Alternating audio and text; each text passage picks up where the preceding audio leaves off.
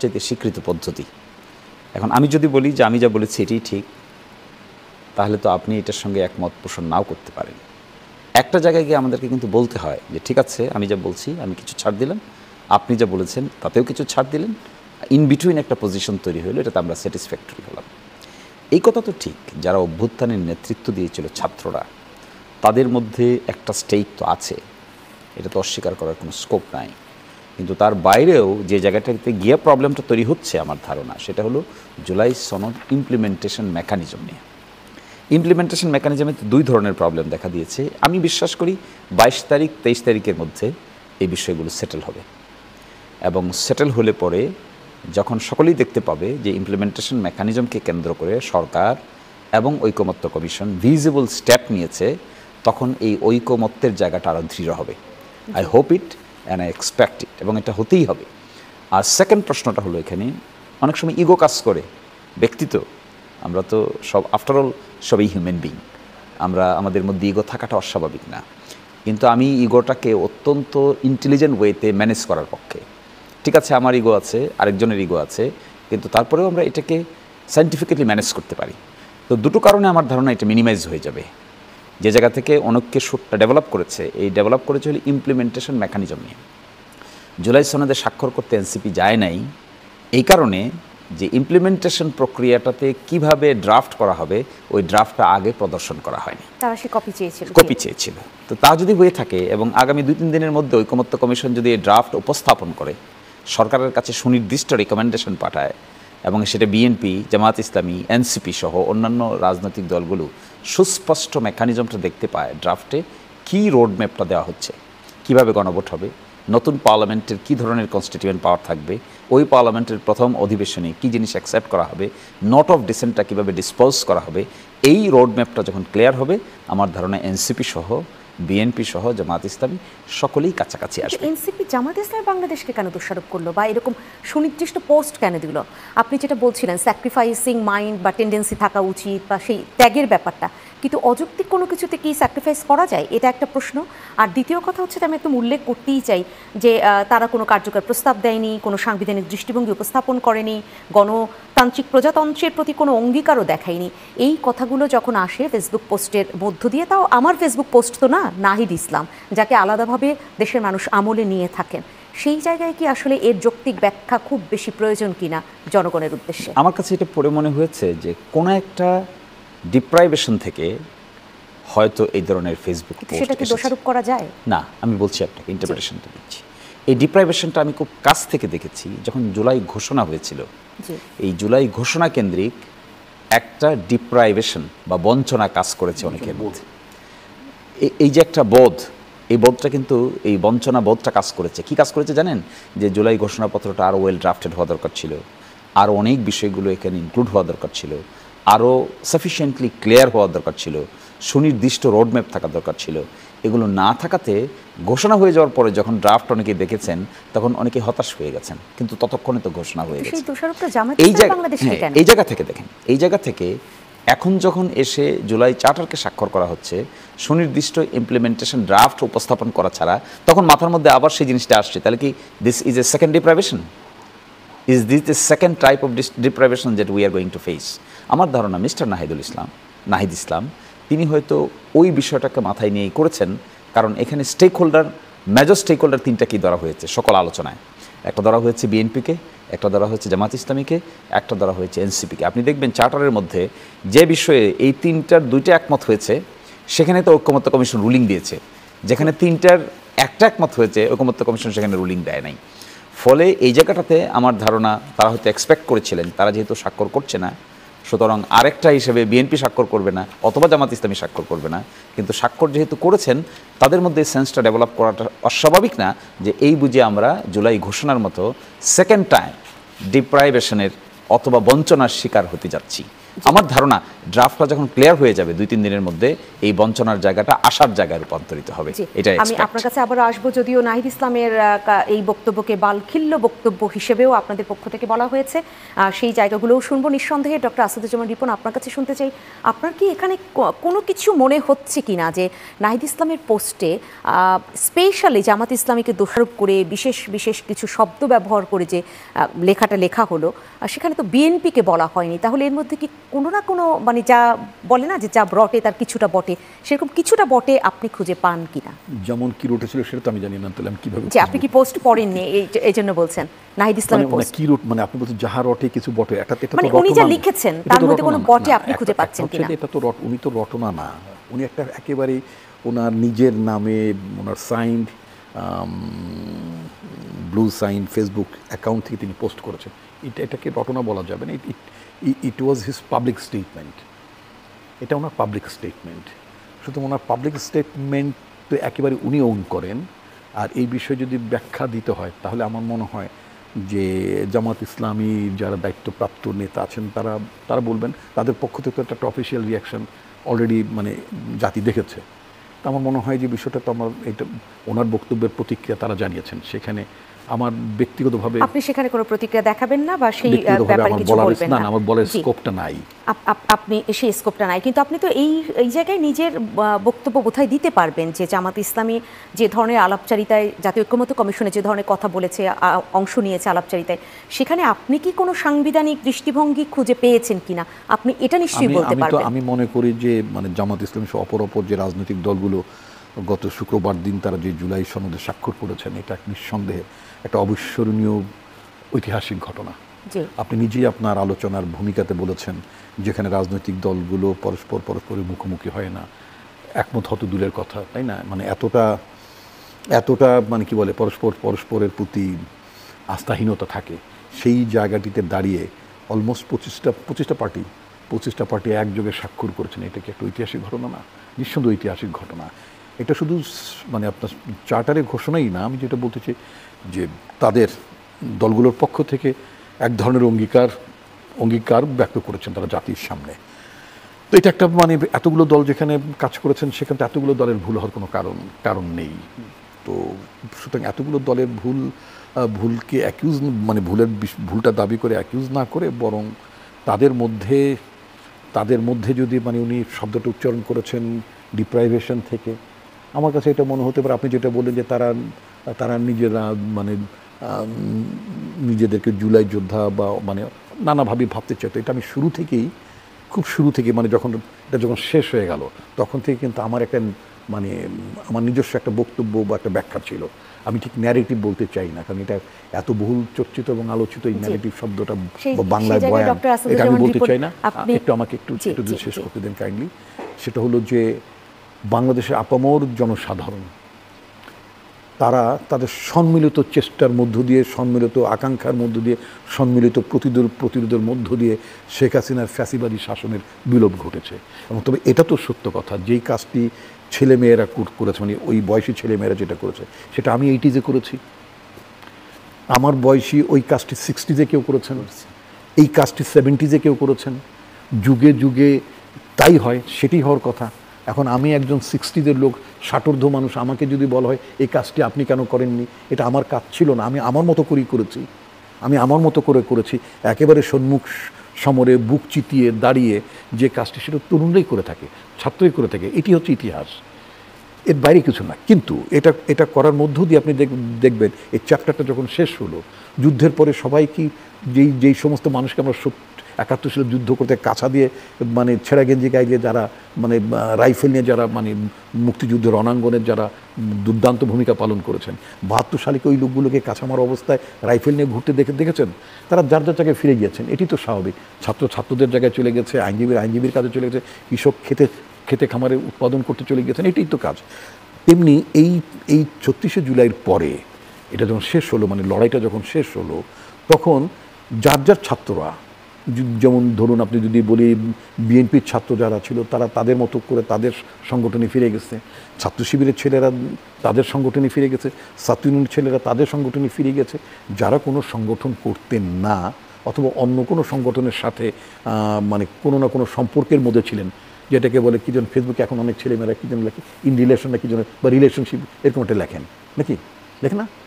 তো যারা রিলেশনশিপে ছিল অন্য কোনো দলের সাথে, সেই সমস্ত ছেলেদের তো রিলেশনশিপ মানে নট ম্যারিড প্রবাবলি, যদি, কারণ আমার মতো এই বয়সে মানুষের তো অতটা বোঝার করো না, কারণ ফেসবুক এখন নতুনদের ব্যাপার। তো যারা আমরা ফেসবুক, আমিও ফেসবুকে আমার মানে অ্যাকাউন্ট আছে, আমি কি লিখি, আমার স্ট্যাটাসে লিখি ম্যারিড, আমি ম্যারিড লিখি।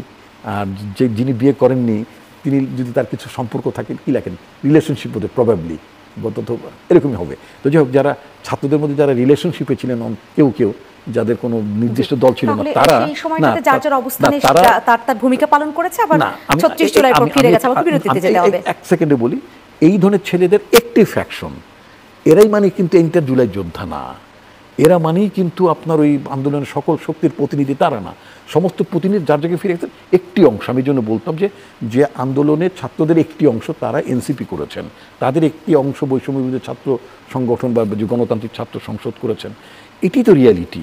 সুতরাং এই রিয়ালিটিটা তো বুঝতে হবে, মানতে হবে। এখানে অভিমান বা ক্ষোভ বা এটা খুব বেশি একটা মানে স্পেস আছে, সেটা আমার কাছে খুব মনে হয়নি। তবে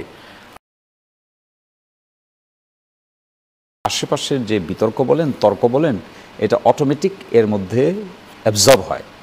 তো সেই সেন্টার পয়েন্টটা কিন্তু জুলাই সনদ বাস্তবায়ন প্রক্রিয়া। This is the only centre point I have understood.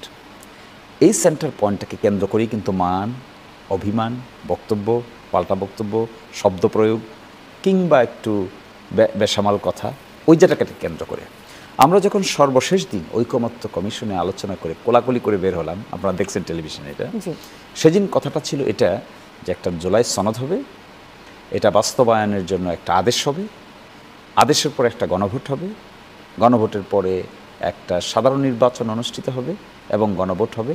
এটা আগে হবে না একদিনে হবে, এই নিয়ে একটা বিতর্ক ছিল। আর পরে যে নতুন সংসদ গঠিত হবে, এখানে জুলাই সনদের সংস্কার কার্যক্রমগুলোকে প্রথম অধিবেশনে গৃহীত হবে। এটি ছিল ক্রনোলজিক্যাল বাস্তবায়ন প্রক্রিয়া। এখন তাহলে জুলাই সনদ স্বাক্ষর হয়েছে, পরবর্তী প্রশ্ন হলো একটা আদেশ হবে, এরপরের প্রশ্ন হলো একটা গণভোট হবে, এরপরের প্রশ্ন হলো একটা সংসদ হবে, এরপরের প্রশ্ন হলো একটা গৃহীত হবে। This is the chronological development. এখন কিন্তু তার মধ্যে ছোট ছোট আরো অনেক প্রশ্ন আছে না, এখানে আর কোনো প্রশ্ন নাই। যেমন আপনার এখন ধরেন আপনি কোনো কারণে সরকার 1 সপ্তাহের ভিতরে জুলাই সনদ বাস্তবায়ন আদেশ জারি করলো, আমার তো মনে হয় এই ছোটোখাটো কথা আর কিছুই থাকবে না। এই যে বাদ বিবাদ, এই যে কথা উত্তর প্রতি উত্তর, তীর প্রতিতীর নিক্ষেপ্ত হচ্ছে যেগুলো এখন, এগুলো আমার বিবেচনায় এগুলো এক ধরনের ওই বাকযুদ্ধের মতো। এগুলোর কন্টেন্ট কি? কন্টেন্ট হলো জুলাই সনদ বাস্তবায়ন প্রক্রিয়া। কন্টেন্টটা যখন ঠিক হবে, এই আশেপাশের বিষয়গুলি অটো সলভ হয়ে যাবে। আমি হোপফুল, ইটস ভেরি হোপফুল। কিন্তু আমি কিন্তু আবার আপনার দ্য সেম টাইম কোনো শিষ্টাচার বিবর্জিত কাজের পক্ষে না।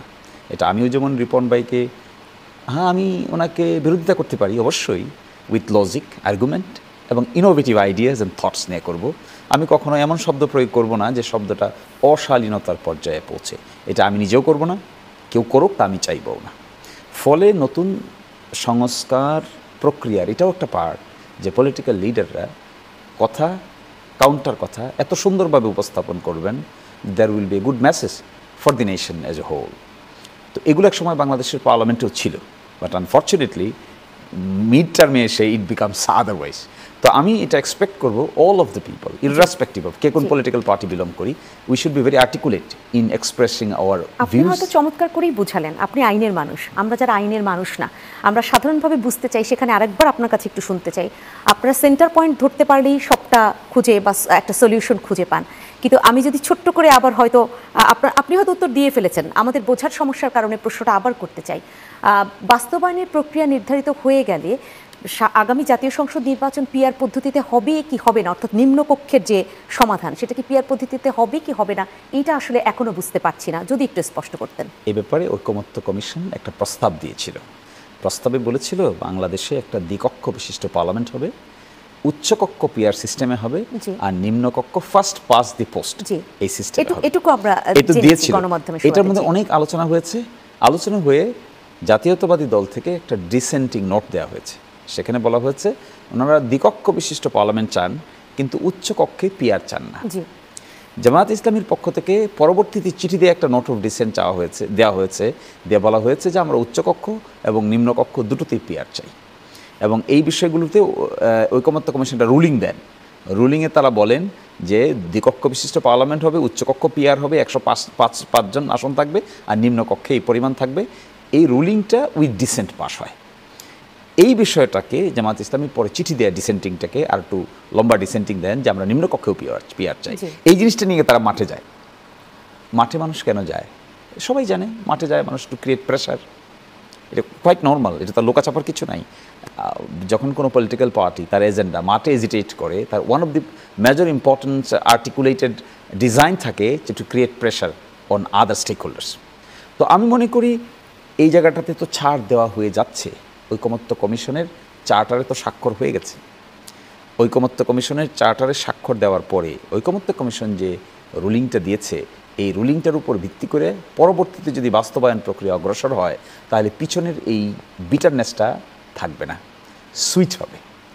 So what was done but what is being done, it is bitter. শব্দচয়নটা বিটার, ব্লেম গেমটা বিটার, একজন আরেকজনকে দোষারোপ করাটা বিটার, প্রতি উত্তরটাও বিটার, কিন্তু আমার ধারণা the end will be sweeter one. Patience is bitter but is fruit is always sweet. এবং নোট অফ ডিসেন্টের যে ব্যাপারটা সেইটা এখনও, এবং আপনি যে বললেন আপনি একটা ক্রোনোলজিক্যাল আমাদেরকে তুলে ধরলেন, কিন্তু আমি বলছিলাম যে তার মধ্যে ছোটো ছোটো অনেক প্রশ্ন আছে, এবং সেই প্রশ্নের জায়গাটা হচ্ছে আসলে সেই গণভোটটা প্রশ্নটা কেমন হবে, এই নিয়েও একটা বড় প্রশ্ন রয়েছে যে সেখানে আসলে কিভাবে প্রশ্ন হবে, কিভাবে সেই গণভোটে আমরা সাধারণ মানুষ অংশ নিব, হ্যাঁ না কি দিয়েই আমরা মানে সংক্ষেপে পার পাবো কিনা। আসবো এইসব বিষয় নিয়ে আপনার কাছে আবারও। ডক্টর আসাদুজ্জামান রিপন রয়েছেন, আপনার কাছে একটু শুনতে চাই সেই জায়গায় পিআরের ব্যাপারটা আপনার কাছ থেকে একটু শুনে নেই, যে যেটা তুলে ধরলেন অ্যাডভোকেট শিশির মনির চমৎকারভাবে, আপনি কি বলবেন সেখানে জাতীয় নির্বাচনটা আসলে কিভাবে হতে পারে, ত্রয়োদশ জাতীয় নির্বাচন? আমি আজ পর্যন্ত যেটা বুঝেছি, মানে আজকের দিন পর্যন্ত যেটা বুঝেছি, সেটা হচ্ছে যে জাতীয় সংসদ নির্বাচনটা বরাবরের মতো যেভাবে হয়ে আসছে সেভাবে জাতীয় সংসদ নির্বাচনটা হবে।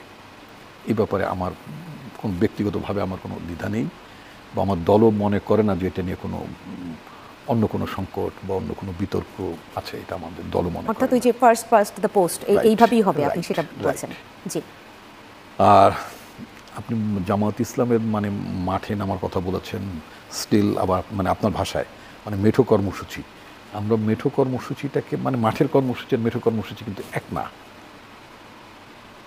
জি, আমি রাজনীতি করা মানুষ নেই, আমার শব্দে কিছু ভুল হতেই পারে, সেজন্য দুঃখ প্রকাশ করছি। আমি বলতে চাচ্ছি আপনার দর্শকদের উদ্দেশ্যে, মানে তাদের মানে মেঠো কর্মসূচি মনে হচ্ছে এ কাইন্ড অফ মানে লাইট প্রোগ্রাম, মানে it's not a very serious one, তাই না? বলে মেঠো বক্তৃতা, মানে it's not a that kind of বক্তৃতা, এই জন্য বলে মেঠো বক্তৃতা নাকি। মানে আমি যতদূর আমার সীমিত জ্ঞানের মধ্যে আমি যতদূর বুঝি আর কি, মানে এটা মানে অর্থাৎ ওই স্ট্যান্ডার্ডের বক্তব্য না, এটাকে বলে মেঠো বক্তৃতা বা মেঠো কথা, মানে নট সিরিয়াস। তো আর মাঠের আন্দোলন বা মাঠের কর্মসূচি এটা ইটস সিরিয়াস বিজনেস। এই জায়গাটা আমার একটা কথা আছে, সেটা হচ্ছে যে মানে আমার কাছে যেটা মনে ইভেন জামাত ইসলামী, সোফার আই আন্ডারস্ট্যান্ড, আমার বোঝার ভুল থাকতে পারে, বিশ্লেষণের ভুল থাকতে পারে, কিন্তু আমার কাছে যেটা মনে হচ্ছে, আমি ইতিমধ্যে অনেকগুলো জেলা সাংগঠনিক কাজে আমাকে যেতে হয়, তাতে করে প্রায় জেলাগুলোতে আমি দেখেছি যে জামাত ইসলামের প্রতিটি জেলাতে অলমোস্ট প্রতিটি আসনে আমি তাদের নির্দিষ্ট প্রার্থীর ছবি আছে, পোস্টার আছে, মার্ক আছে, অর্থাৎ তারা ডিসাইড করেছেন যে কোন আসনগুলোতে কে নির্বাচন করবেন, এবং তারা ভোট চেয়েছেন।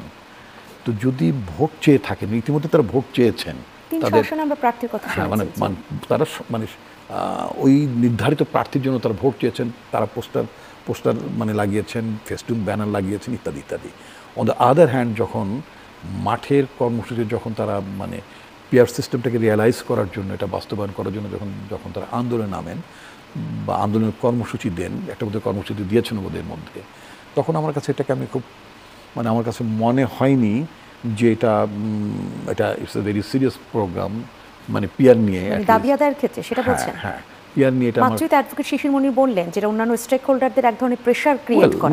রাইট, মাঠের এজিটেশনটা, মাঠের কর্মসূচি নিঃসন্দেহে এটা একটা জনমত তৈরি করা, প্রেশার তো বটি মানে কনসার্ন অথরিটির কাছে প্রেশার তৈরি করা, কিন্তু আপনি মাঠে রেসপেক্টিভ প্রার্থী রেখে মার্কা অ্যালোট করে প্রার্থী মনোনীত করে ভোট চেয়ে যখন আপনি আবার মাঠে যখন পিয়ারের ডিমান্ডটা করেন তখন এটা আমার কাছে মনে হয়েছে যে এই দাবিটার যৌক্তিকতাটা হ্রাস পায়।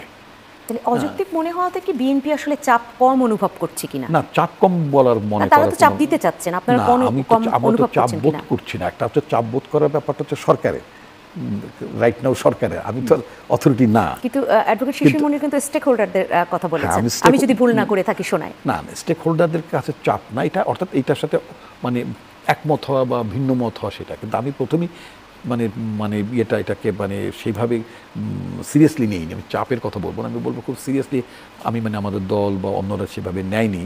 কারণ যখন আপনি নিজেই নিয়মিত নির্বাচন নিয়মিত অর্থাৎ যেভাবে নির্বাচন হয় আপনার আমেরিকাতে হয়, যুক্তরাজ্যে হয়, অন্য উন্নত দেশগুলোতে হয়, এমনকি আমাদের পাশের দেশেও যেভাবে নির্বাচন হয়, অন্যান্য প্রায় সকল দেশে যেভাবে নির্বাচন এক্সেপ্ট এই সাউথ এশিয়ার মধ্যে নেপাল ব্যতি রেখে, তাহলে এটাকে আসলে খুব কঠিনভাবে ধর্তব্যের মধ্যে নেওয়ার কোনো কারণ নেই। এটা হতে পারে এটাকে তারা পপুলার ডিমান্ডটাকে, ইস্যুটাকে পপুলারাইজ করে রাখছেন আর কি, ভবিষ্যতের হিসেবে রেখে দিচ্ছেন হয়তো।